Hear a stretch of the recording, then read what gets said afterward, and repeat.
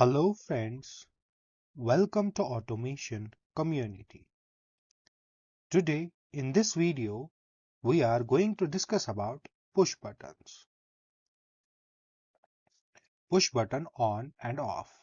When switch 1 is turned on and then turned off, then output will be on.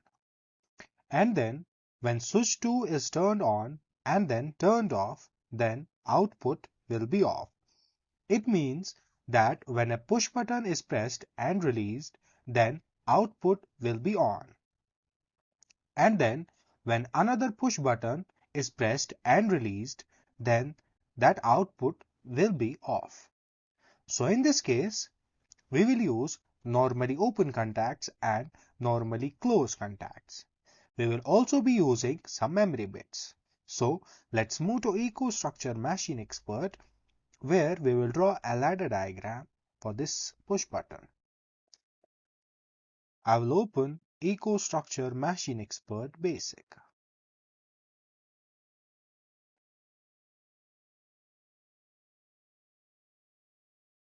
I will keep read protection as inactive and write protection as inactive and then click on apply.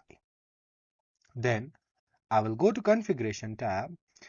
So here is a list of different logic controllers. I will select TM221C24R. I will click on it and drag it to here. Do you want to replace? You may lose some features and associated configurations.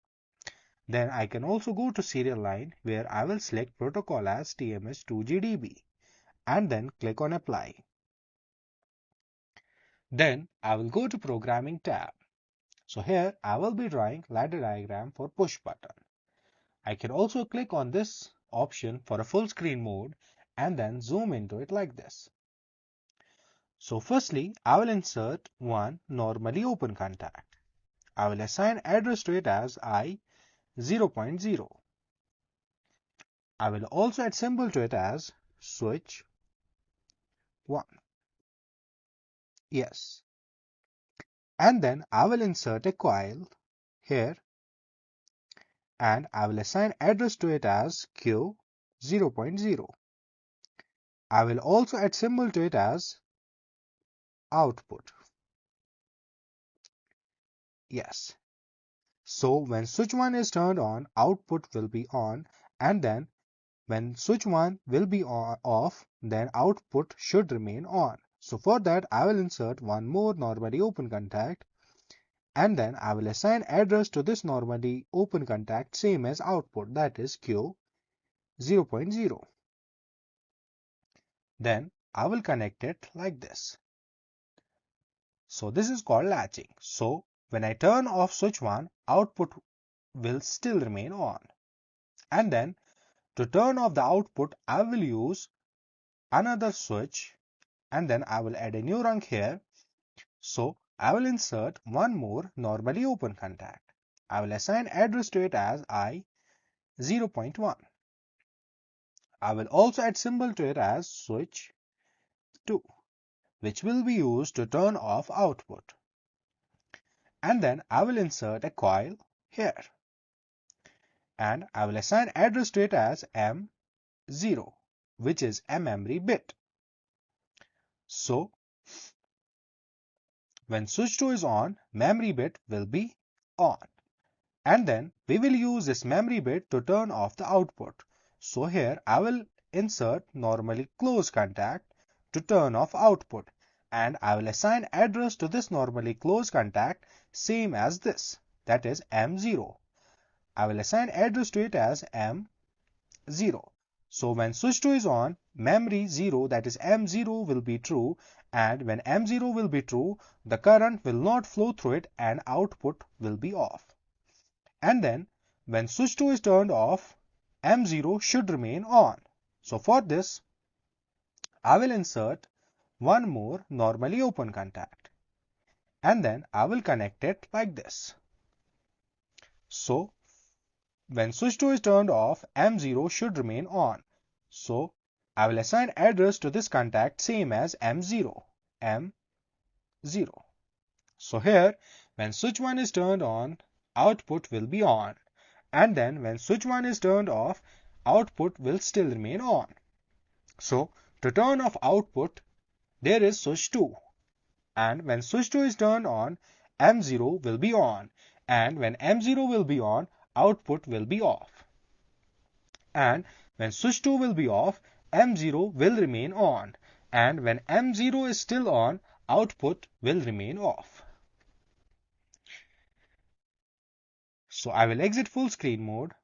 Then I will compile the program.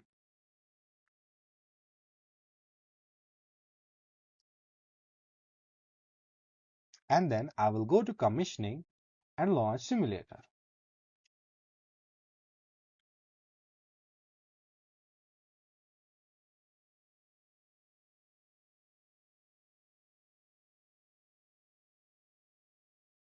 And then I will start controller. To do so, click OK. Then I will go to Programming tab and click on Full Screen Mode. So here, when I turn on switch 1,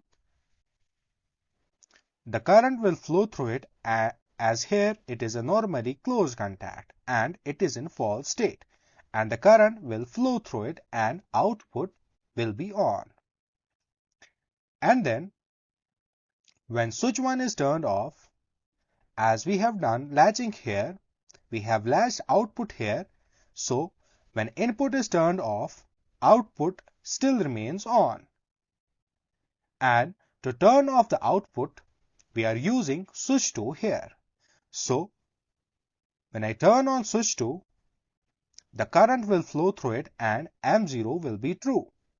And here we have used a normally closed contact and we have assigned address to it same as M0.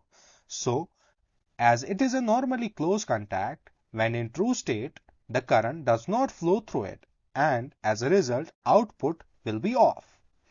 And when I turn off switch 2, M0 will remain on as we have latched it here. So when I turn off switch 2, M0 still remains true. And when it is true, the output still remains false. In other words, when push button 1 is pressed and then released, output will be on, and when switch 2 is pressed and released, output will be off. It was all about push buttons. Thank you for watching.